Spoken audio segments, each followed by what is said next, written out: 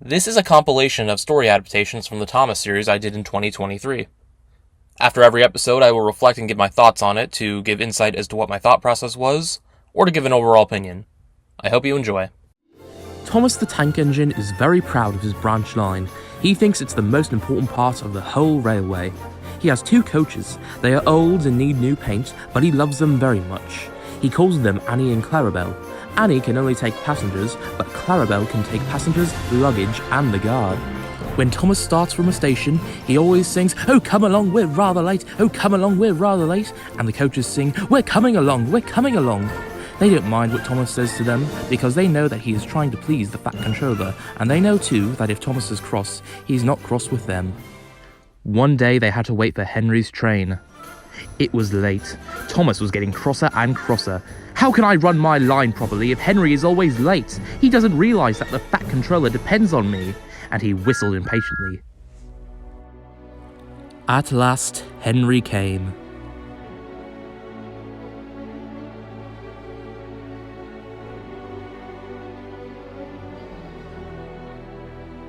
"Where have you been, lazy bones?" asked Thomas crossly. "Oh dear, my system is out of order. No one understands my case. You don't know what I suffer," moaned Henry. "Rubbish," said Thomas. "You're too fat. You need exercise." Once the guard blew his whistle, Thomas left at once. He left so quickly that he didn't realise that he had left the guard behind. Come along, puffed Thomas. But Clarabelle didn't want to come. I've lost my nice guard, she sobbed. And he tried to tell Thomas, we haven't a guard. But he was hurrying and wouldn't listen. Oh, come along, he puffed impatiently. Annie and Clarabelle tried to put on their brakes, but they couldn't without the guard. Where's our guard? They cried. Thomas didn't stop until they came to a signal. Bother that signal, said Thomas. What's the matter? I don't know, said his driver. The guard will tell us in a minute.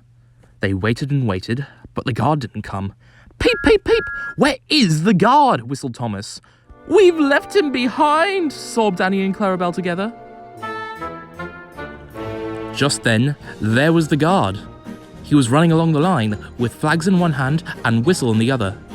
He was very hot, so he sat down and had a drink, and told them all about it.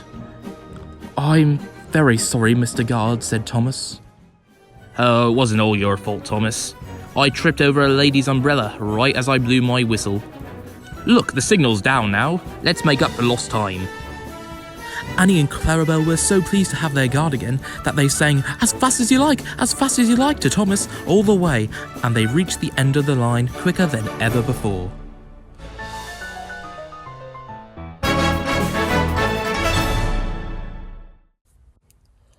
Thomas and the Guard isn't a very exciting story, but I chose to do it because I had most of the resources for it, and I really wanted to experiment and see if I was capable of making videos like this. While I don't think the video is bad per se, I think it's paced a bit too quickly, and the Thomas reorchestrated soundtrack I feel was too grand considering how lukewarm the adaptation felt in comparison. Toby the tram engine has cow catchers and side plates. They help to prevent animals from getting hurt if they stray onto the line. Daisy thought they were silly. You're afraid of getting hurt yourself, said Daisy. I'm not, said Toby indignantly. You are. I've not got stupid cow catchers, but I'm not frightened. I'd just toot, and they'd all get out of the way. But they don't, said Toby simply. They would with me. Animals always run if you toot and look them in the eye. Even bulls? Even bulls, said Daisy confidently. Daisy had never met a bull, but she purred away quite unconcerned. She tooted at a farm crossing, and a horse and cart halted while she went by. Poor, she said. It's easy. I just toot and they all stand aside. Poor little Toby. I am sorry he's frightened. At the next station, a policeman was waiting. There's a bull on the line, he warned them. Please drive it along towards the farmer. Daisy was excited. Now, she thought, I'll show Toby how to manage bulls. Champion wasn't really a fierce bull, but this morning he was cross. He broke away, saw a fence, jumped it, and slithered down a slope, and now he didn't know where he was. He saw some grass on the side of the track. Now for my breakfast, he thought. Soon Daisy came along. Ooh, ooh, tooted Daisy. Go on. Champion had his back to her. He was too busy to pay attention. Ooh, ooh, said Daisy again. Champion went on eating. This is all wrong, thought Daisy. How can I look him in the eye if he won't turn around? Ooh, ooh. At last, Champion turned around and noticed Daisy. Moo, he said, and came towards her, still chewing. He wondered what she was. Ooh, ooh, said Daisy feebly. Why doesn't he run away? Go on, Daisy, said her driver. He's harmless. Yes, said Daisy unhappily. You know he's harmless, and I know he's harmless, but does he know? Besides, look at his horns. If I bumped into him, he might hurt me. Them. The farmer wouldn't like that. Champion came close and sniffed at Daisy. Ugh, she said, backing hastily. And that was that. Daisy did no more. Toby was surprised to find Daisy back once more at the station. He was told about what happened. Bulls always run if you toot and look in the eye, eh, Daisy? Daisy said nothing. Ah, well, Toby went on, we live and learn. I'd better chase him down for you, I suppose. He clanked away.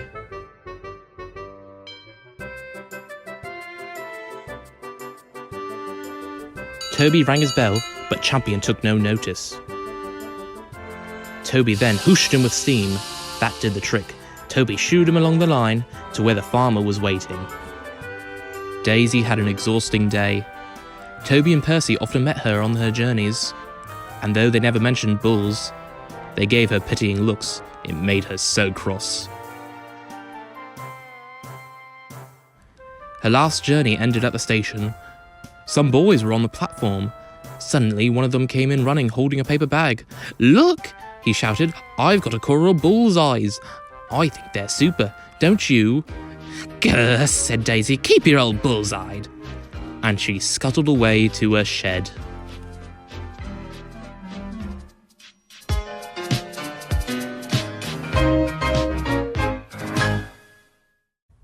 I really had fun doing the voices for this one, especially with Daisy. For Thomas and the Guard, I just read through the Railway series book in hand for the most part, and I kind of did the same for Bullseye's. However, I did mix in some dialogue from the TV episode to have the best of both worlds. Only thing I really don't like about this one was all the poorly edited pictures of the bull and the steam effect. Had to make do with what I had, though. Ryan and Daisy enjoy working on their new branch line. Daisy transferred from Thomas's branch line to help with the passengers, while the new tank engine Ryan took care of all the goods work. One morning, Ryan was getting ready to work. Are you ready yet, Daisy? Said Ryan. Oh, I don't think so, Ryan, yawned Daisy. Early mornings are bad for my swerves. You go on ahead, I'll just have a few more minutes. Ryan chuckled and then went on to start his day. He saw Sir Topham Hatt waiting for him.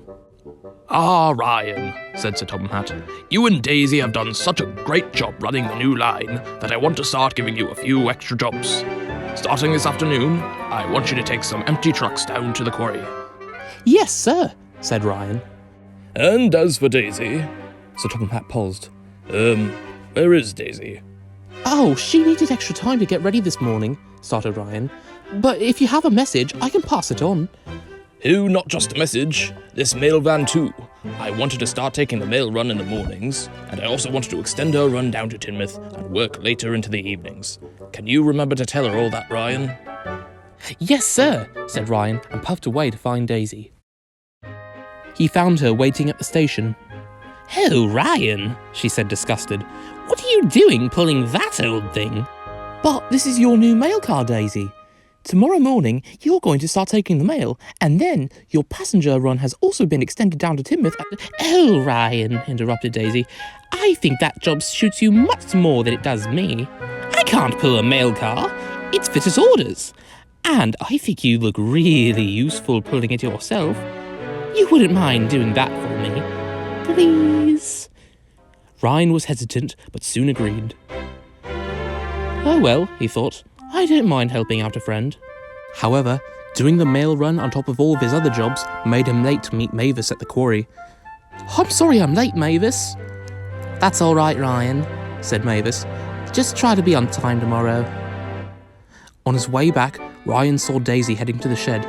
Where are you going? Back to the shed, said Daisy. I'm feeling exhausted. But you're supposed to work late. Oh, Ryan, would you be a dear and do the run down to Tidmouth for me, please? You could take those coaches over there. And I'm sure Sir Tom Hat would be very pleased to see you being really useful. Oh, if you really need me to, Daisy. Ryan didn't want to say no to Daisy. He knew that she was highly sprung and thought she needed extra rest. When Ryan got back, it was very late indeed. The next morning, Ryan woke up bright and early. He had planned to take both the mail van and the coaches so he wouldn't have to go back and forth.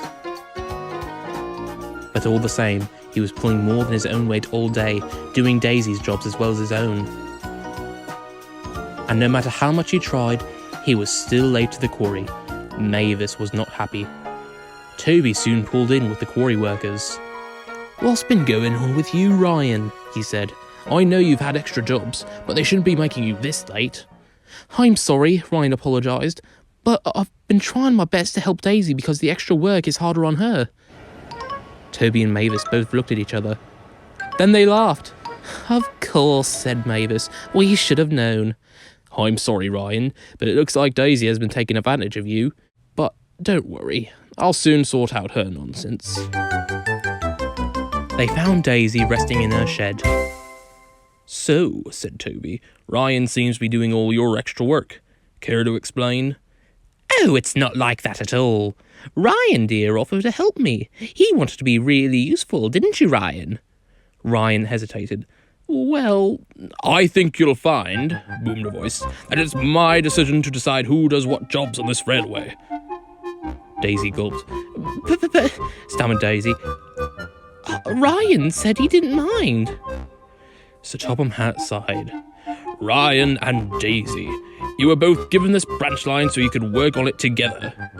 It's good that you wanted to help a friend, Ryan, but your friend should be helping you too." Daisy soon realised that Sir Topham Hatt was right.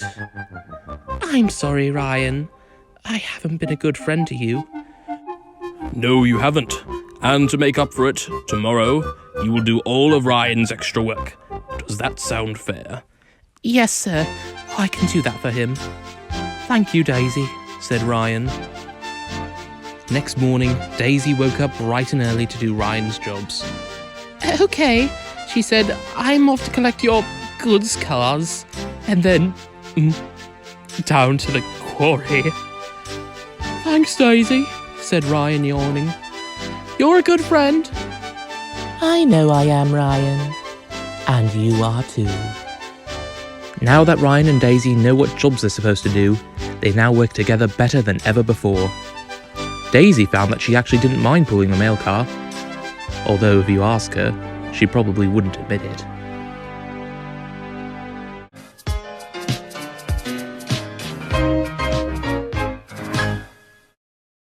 The Bachman Ryan had just released when I made this, and I really wanted to recreate one of my favorite CGI episodes, Ryan and Daisy. While it's not entirely the same as the original script, I really like how I implemented different aspects to help aid the narrative better, such as adding Mavis or having Toby be more involved in the plot.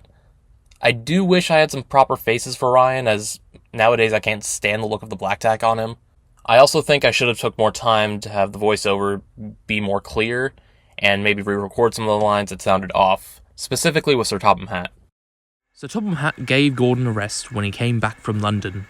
"James shall do your work," he said. James loved pulling the express.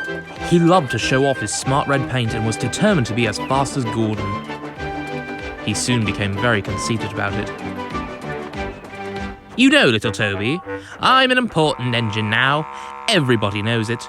They come in crowds to see me flash by. The heaviest train makes no difference. I'm as regular as clockwork, never late, always on time. That's me."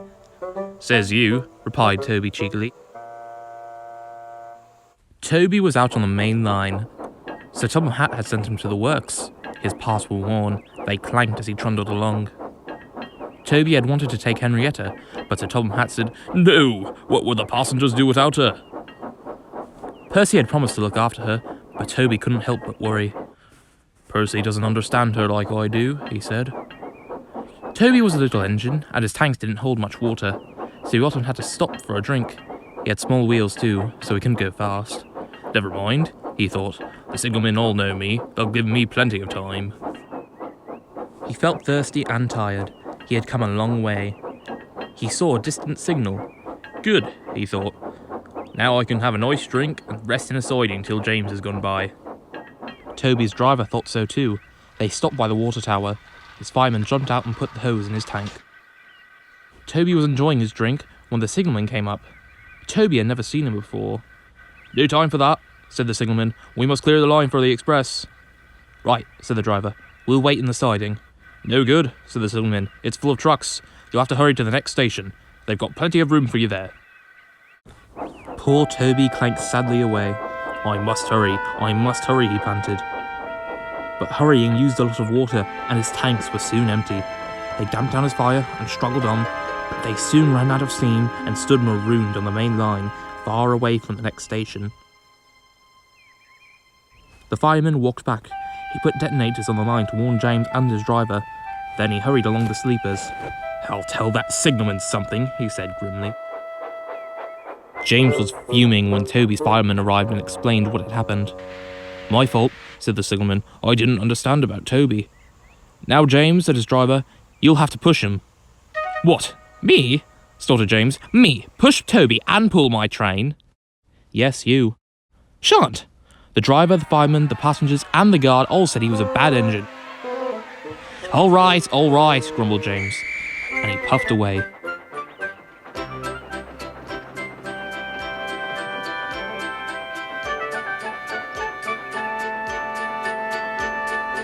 He came up behind Toby and gave him a bump. Get on, you, he said crossly.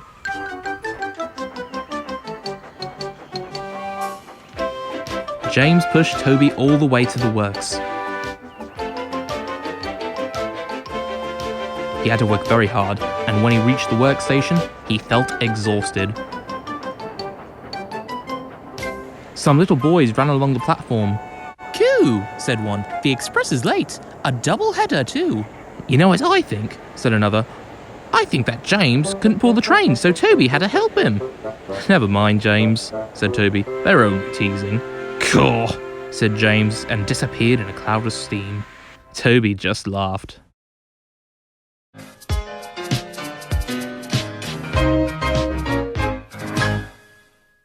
I think I really started to hit my stride with this one.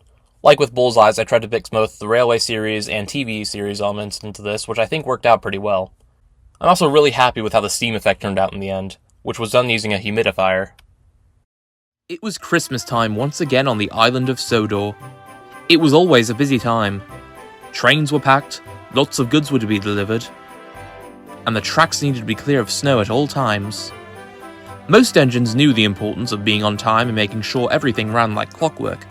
However, if you were to ask Boko, he would tell you that there were only two things that could get in the way of that. Bill and Ben, I know you've taken my trucks. Who, us? Why would we ever do that?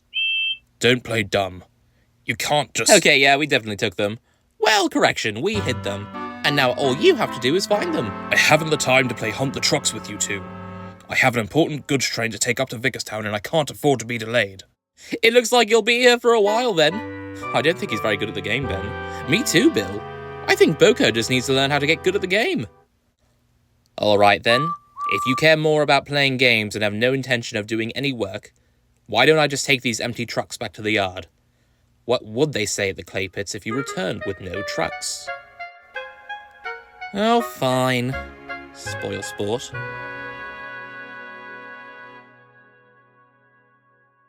Thanks, Edward. I must say you have impeccable timing. It's no trouble at all. Unlike these two. Oh, come on, Edward. Only trying to have a bit of fun. You know just as well as I do that we need to keep everything running smoothly, especially during the holiday season. For us, there's no time for fun and games. I think your problem is you just don't know how to have fun. Yeah, you're just... boring! Edward rolled his eyes and went back to work. Next morning, Bill and Ben were at the docks again. Ooh, look at these trucks. Wonder where they're going. Those trucks are for Edward to collect, I think. Best leave them alone. Edward? The twins knew they had to get back at Edward for spoiling their fun earlier, so naturally, they hid his trucks. Edward eventually came to the docks. He looked around for his trucks. Oh dear, this is terrible. Why, whatever's the matter, Edward? I can't find my trucks. They were really important. Oh dear, what was inside of them? It was all supplies for the vicar's annual Christmas party. There were decorations, food, and presents for the children. Oh no. Oh, the vicar will be very disappointed when he hears the sad news. We have to find some trucks. I mean, not your trucks, different trucks. But they were right here. Yeah, this is the siding. Oh, what have we done? We? This was your idea. What? Was not. Was too. Was not. Salty, have you seen Edward's trucks? Well, many trucks have gone by today. From port to starboard there be trucks. Trucks by the, truckload. Well, if they're not here, then perhaps another engine's taken them. Well, we better find them. Right. And so Bill and Ben started looking for the trucks. They checked the docks. They checked the clay pits. They checked the stations. They even checked in places they wouldn't think to look.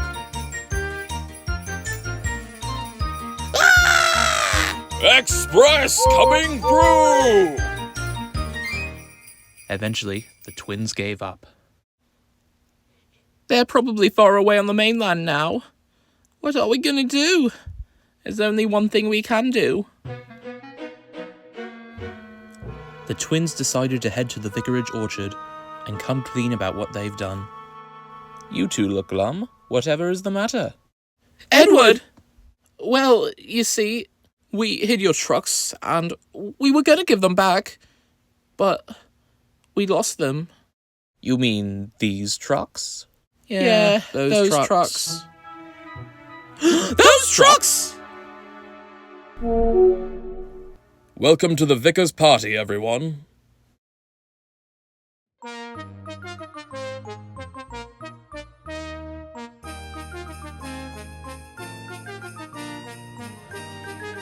And now you know what it's like to have your trucks taken from you. But how did... Well, it's true that you two are good at hiding trucks. However, I've known you for long enough to where I know all your hiding places. The twins did feel very silly, but I think they learned their lesson. At least until next year. We wish you a Merry Christmas. We wish you a Merry Christmas. We wish you a Merry Christmas and a Happy New Year. This one is definitely my favorite. Like what I did with Ryan and Daisy, I took another great CGI episode and added on to it. I also tried to cut down the narrator and give more emphasis on the character voices. It also helped that I recorded each character separately as opposed to switching into the character's voice on the fly. Unfortunately, in the rush to originally upload this one to YouTube before Christmas, I didn't realize that somehow the video showed up extremely washed out and the lighting became super bright after uploading it. Thankfully, the original version is still intact, and that is the one in this compilation. While these videos are by no means perfect, and I can nitpick little mistakes about them here and there, I'm still pretty happy with what I was able to do with them. I'm still surprised that I was able to do all of them entirely on my iPhone. I also want to take this time to thank my subscribers for all the support after these last couple of months. I never would have imagined that my first episode of Soda Between the Lines would be nearing 30,000 views right now. I hope to not only bring you more of that series, but other videos as well in the future. Thank you for watching.